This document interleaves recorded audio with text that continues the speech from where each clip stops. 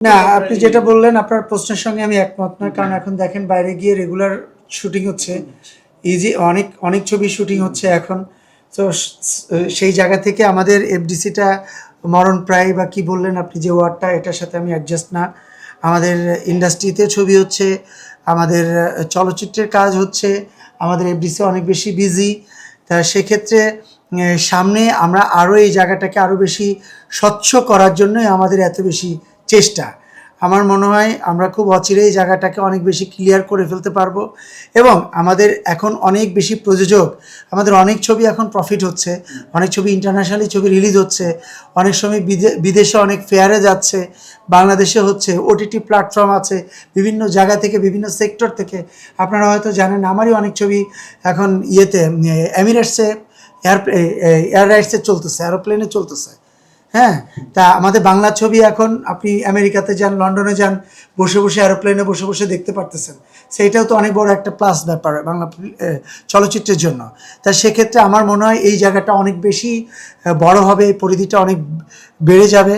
খুব অচিরেই আমরা ভালো কোনো জায়গায় আমাদের ইন্ডাস্ট্রিটাকে নিয়ে যেতে পারবো, এটা আমাদের বিশ্বাস। এফডিসি দেখেন, আপনি এফডিসিতে কাজ করলে, আপনি যদি এফডিসির পার্টি হন বা এফডিসির প্রযোজক হয়ে যদি এফডিসির পার্টি হন, তখন আপনাকে 7 লাখ থেকে 10 লাখ টাকা পর্যন্ত বাকি দিচ্ছে এফডিসি থেকে। তা এই সুযোগটা তো বাইরের প্যানেলগুলো দিচ্ছে না, তাই এটাও অনেক বড় একটা সুযোগ।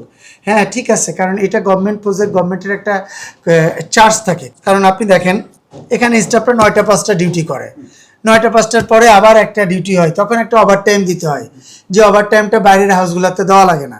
এরকম কিছু কিছু জায়গায় আছে যে জায়গাগুলোতে একটু চার্জ বেড়ে যায় আর কি, টেকনিক্যালি দিক থেকে একটু চার্জগুলো বেড়ে যায়।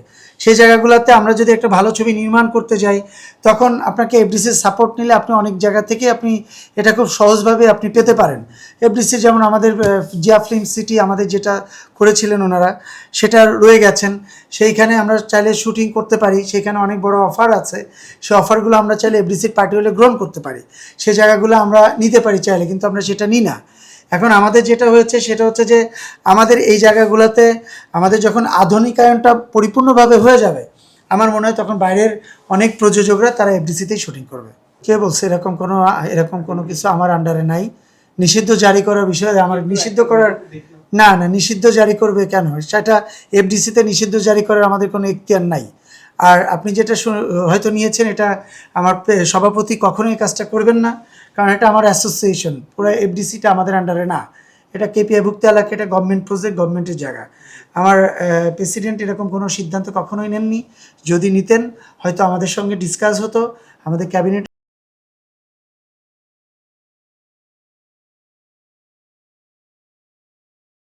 যে নাই আর কি।